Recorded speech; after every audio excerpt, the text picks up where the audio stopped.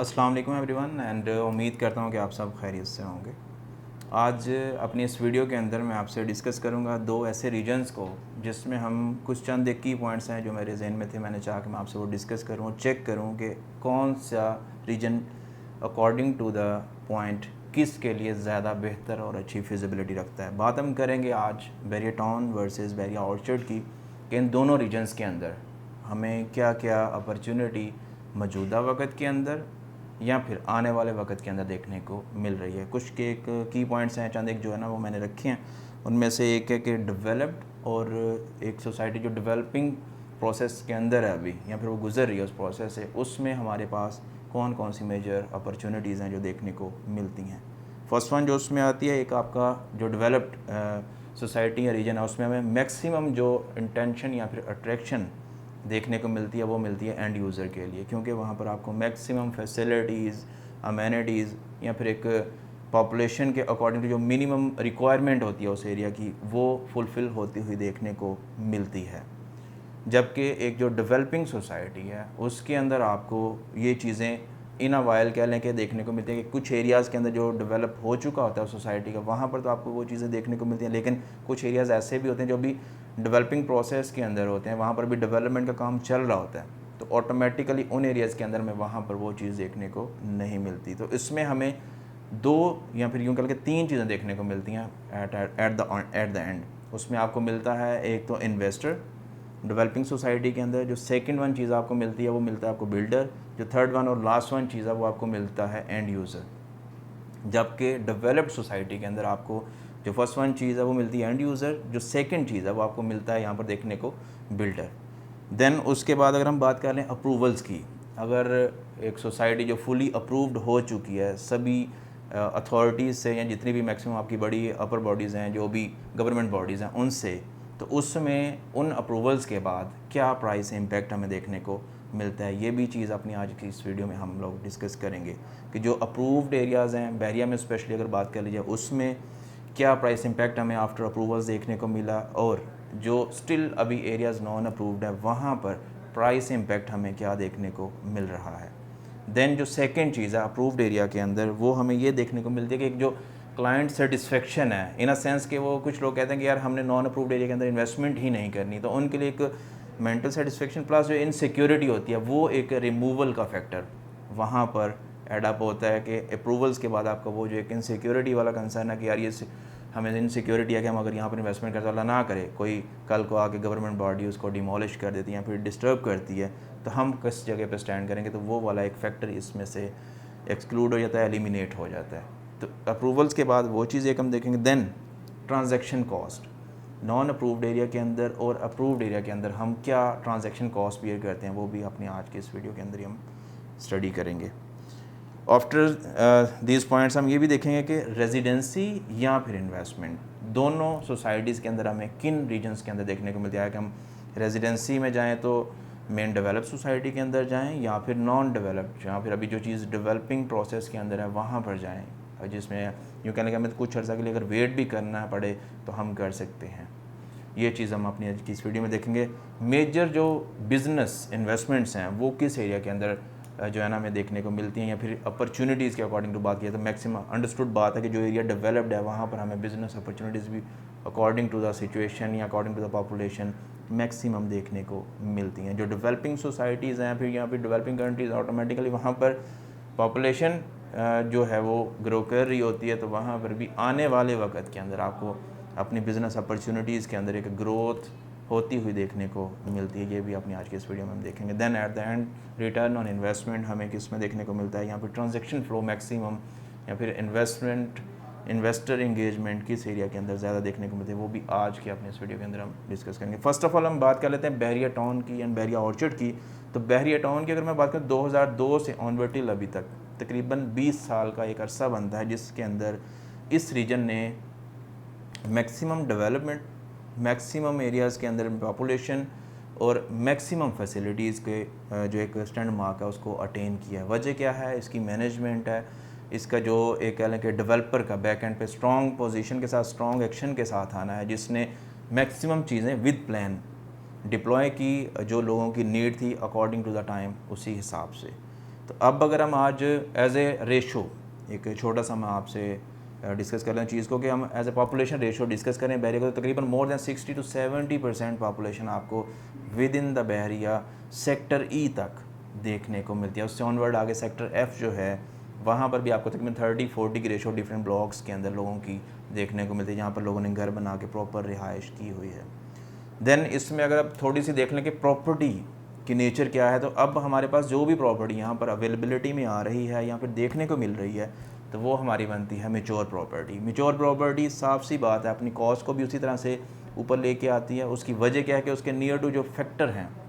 या फिर जो चीज़ें अमेनिटीज़, फैसिलिटीज़ या फिर आपकी बिजनेस एक्टिविटीज़ जो उसको हेल्प आउट कर रही होती है, ऑटोमेटिकली उसकी प्राइस के अंदर इन्हेंसमेंट भी उसी तरह से आती है। बट उसके अकॉर्डिंग टू अगर देखें अवेलेबिलिटी को, तो अवेलेबिलिटी भी उसी तरह से कम होती जा रही होती है according to the region and availability के ऊपर। देन उसके बाद डेवलप जो सोसाइटी है उसके अंदर आपकी क्या है कि आपकी कॉस्ट,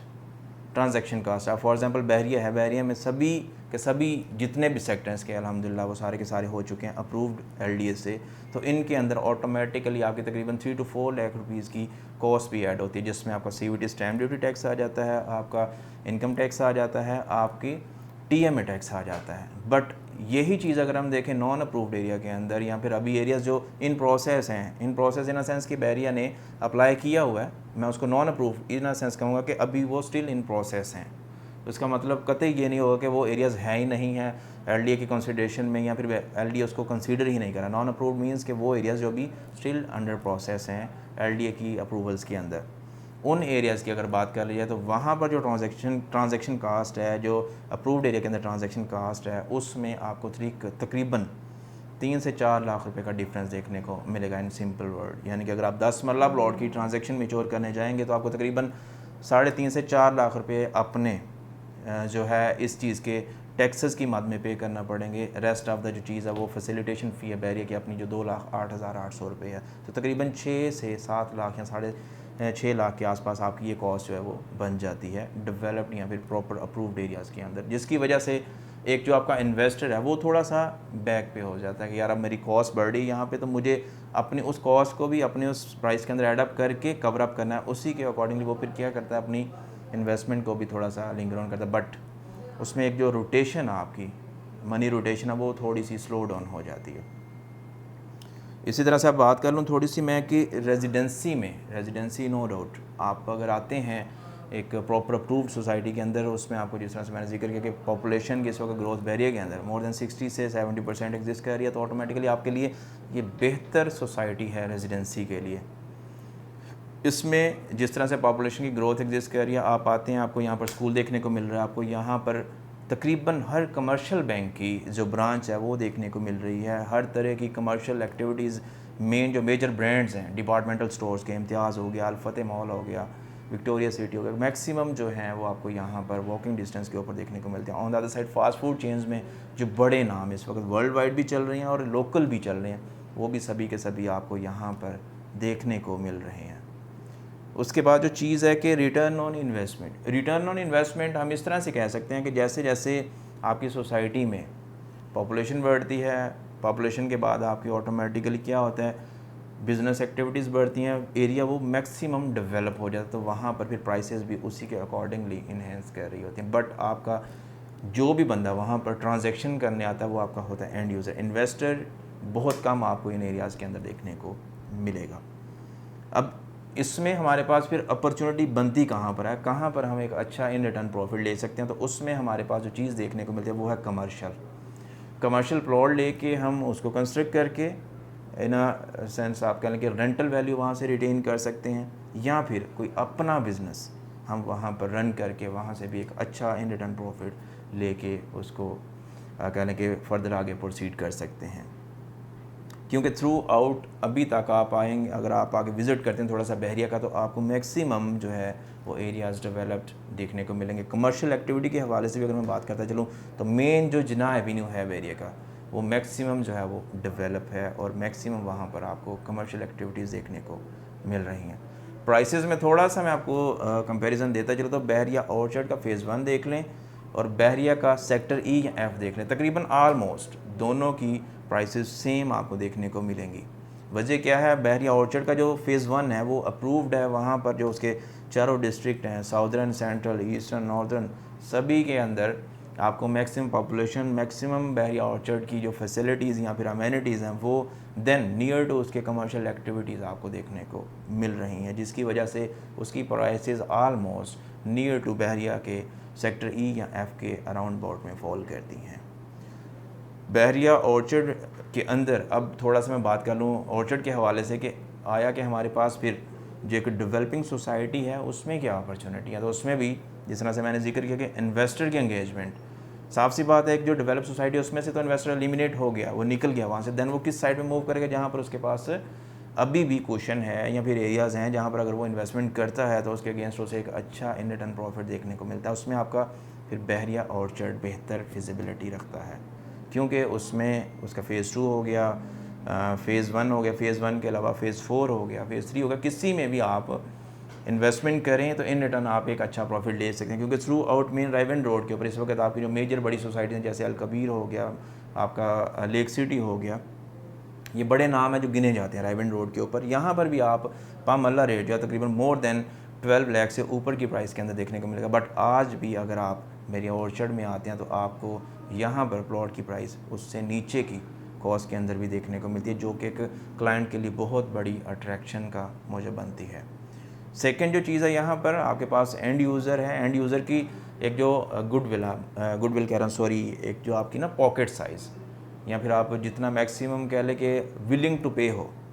वो देखा जाए तो इस वक्त कंपैरेटिव टू टाउन के ऑर्चर्ड के अंदर हमें मैक्सिमम कह लें कि टाइम्स के अंदर देखने को मिलती है। उसमें आप अगर चाहें तो आपके पास अगर बजट है आपका 5 मरला प्लॉट लेने का 40 लाख रुपीज़ का, तो आप वो भी वहाँ पर अवेल कर सकते हैं। बट आज अगर आप टाउन में आते हो तो टाउन में बिल्कुल डेड एंड बॉटम्स हैं जो इसकी सोसाइटी के टेल्स हैं, वहाँ पर आपको ये चीज़ देखने को मिलती है।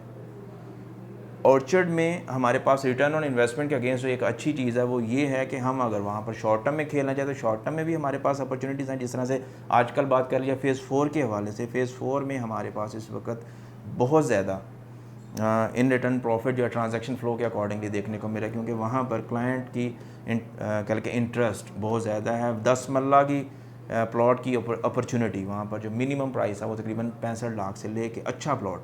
65 से लेके 1 करोड़ 5 1 करोड़ 10 लाख के आसपास हमें देखने को मिलती है। प्लस उसमें जो चीज़ सेकंड है वो ये है कि उसकी ट्रांजैक्शन कॉस्ट वो जस्ट हमें क्या बियर करना पड़ी, तकरीबन 2,08,800 रुपये, दैट्स इट, नथिंग मोर। उसके अलावा हमें पे करना पड़ेगा अभी, क्योंकि ये चीज़ें अभी स्टिल इन प्रोसेस हैं, इनकी अप्रूवल्स अभी आना बाकी हैं एलडीए की तरफ से। रेस्ट ऑफ द फैसिलिटीज़ वहाँ पर एग्जिस्ट करती हैं लेकिन उनकी अभी अप्रूवल्स आना बाकी हैं। देन उसमें फिर कौन कौन एंगेज हो रहा है, एक तो आपका इन्वेस्टर एंगेज हो रहा है, सेकंड जो है आपके पास बिल्डर वहाँ पर आ रहा है। क्योंकि आप अगर आज विज़िट करते हैं बहरिया ऑर्चर्ड को, फ़ेज़ 1 को कर लें, फ़ेज़ 2 को कर लें, फ़ेज़ 4 को कर लें, तो आपको मैक्सिमम कंस्ट्रक्शन दिखेगी, लेकिन उनके आगे आपको बोर्ड भी दिखेगा किसी ना किसी बिल्डर का कि यार ये हम बना रहे हैं, ये फ़लाँ बिल्डर कंस्ट्रक्ट कर रहा है, ये फ़लाँ बिल्डर कंस्ट्रक्ट कर रहा है। एंड यूज़र भी वहाँ पर आपको इंगेज होता हुआ आप देखने को मिलेगा। तो अप्रूवल्स के बाद कॉस्ट जो है वो बियर करनी पड़ती है हमें डेवलप के अंदर। नॉन डेवलप के अंदर अभी हम स्टिल उस चीज़ से थोड़ा सा महफूज रहते हैं, वो भी हमारा इन रिटर्न प्रॉफिट वैल्यू के अंदर ऐड अप होती है और हम उससे एक अच्छा रिटर्न ऑन इन्वेस्टमेंट ले सकते हैं। लॉन्ग टर्म में अगर हम इन्वेस्टमेंट में आ जाते हैं, रेजिडेंस प्लस कमर्शियल दोनों में हम एक अच्छा इन रिटर्न प्रॉफिट ले सकते हैं। कमर्शियल में हम अपनी बिजनेस एक्टिविटी को फुल ऑन अभी एक्टिव नहीं कर सकते। एग्जांपल के तौर पे मैं आपसे अगर बात करूं तो बहरिया ऑर्चर्ड फ़ेज़ 4 को देख लें। फ़ेज़ 4 के शुरू के हिस्से में काफ़ी कमर्शियल प्रोजेक्ट्स इस वक्त बनते हुए हमें देखने को मिल रहे हैं, बट जो उसका बैक एंड एरिया है जो मिड फेज़ का, उसमें अभी स्टिल काफ़ी एरिया ऐसा है जहाँ पर अभी कुछ भी किसी भी किस्म की डेवलपमेंट नहीं है। आज अगर हम वहाँ पर कमर्शियल बाई कर लेते हैं तो आने वाले वक्त में तकरीबन 6 या 8 माह के अंदर आप वहाँ पर तकरीबन वहाँ से एक छोटा सा मिनिमल वैल्यू बता रहा हूँ कि मोर देन 2 मिलियन से ऊपर की वैल्यू आप इन रिटर्न प्रॉफिट ले सकते हैं। ये मिनिमल वैल्यू है, इससे भी चीज़ वेरी कर सकती है, क्योंकि जिस तरह से 100 टाइम्स या 200 टाइम्स प्राइसेस अप्रिशिएट किए हैं एक साल के अंदर, वी कांट एक्सपेक्ट कि इससे मिनिमल वैल्यू के अंदर जो आप वो रिटर्न जो है वहाँ से एक्सपेक्ट करो। तो ये एक चीज़ बेहतर जो है मुझे वहाँ पर देखने को मिल रही है। सेकंड या फिर लास्ट वन जो चीज़ है मेरे लिए वो ये है कि हम अगर नॉन अप्रूव्ड एरिया की बात करें तो उसमें transaction prices each and everything appreciate कर रही होती हैं, लेकिन ट्रांजैक्शन फ़्लो भी उसी तरह से बढ़ रहा होता है। वजह क्या है प्राइसेस बढ़ने की कि आपका जिस तरह से ट्रांजैक्शन फ़्लो इफेक्ट होता है या फिर इम्पैक्ट डालता है प्राइसेस के ऊपर, ऑटोमेटिकली सप्लाई एंड डिमांड भी उसी तरह से हिट होती है, उसी के अकॉर्डिंगली आपकी प्राइसेस भी अप्रिशिएट करती हैं। तो उसमें अगर देखें तो रेजिडेंसी में हम आ सकते हैं मेन बैरिया टाउन के अंदर। बैरिया ऑर्चर्ड में अगर हम रेजिडेंसी में जाएंगे तो मैं आपको रिकमेंड करूँगा कि आप बैरिया ऑर्चर्ड फ़ेज़ 1 को कंसीडर करें। अगर कुछ भाइयों ने या फिर जिन लोगों ने अभी रिहाइश करनी है 1 से 2 साल के अंदर या 3 साल के अंदर, तो उनके लिए जो बेस्ट वन एरियाज़ है उसमें आपका फ़ेज़ 2 आता है। दैन फिर उसके बाद फ़ेज़ 4 जो है वो रिकमेंडेड है from a site as a residence. Investment के लिए भी अगर आप आएँ तो इन्वेस्टमेंट में आपके पास दोनों एरियाज़ एग्जिस्ट करते हैं, शॉर्ट टर्म भी लॉन्ग टर्म भी, बैरिया ऑर्चर्ड के अंदर। बट टाउन के अंदर अगर हम बात करें तो टाउन में आपके पास इस वक्त जो है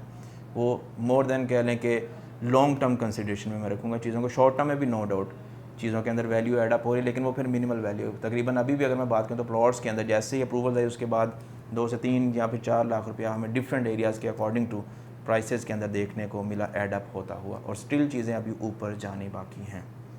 बट वो जाएंगी with the passage of time after certain intervals के बाद। होप्स हो कि अपनी इस वीडियो के थ्रू मैं मैक्सिमम चीज़ें आपसे डिस्कस कर सका हूँ। बट फिर भी कोई भी कंसर्न क्यों या फिर सवाल हो आपका तो आप स्क्रीन पर दिए गए मेरे नंबर के थ्रू मुझसे कांटेक्ट कर सकते हैं। वीडियो अच्छी लगे तो लाइक कीजिएगा, चैनल पर नए तो चैनल को सब्सक्राइब कर लें, बेल नोटिफिकेशन को लाजमी दबाइएगा ताकि आने वाली हमारी कोई भी वीडियो आप मिस न कर सकें।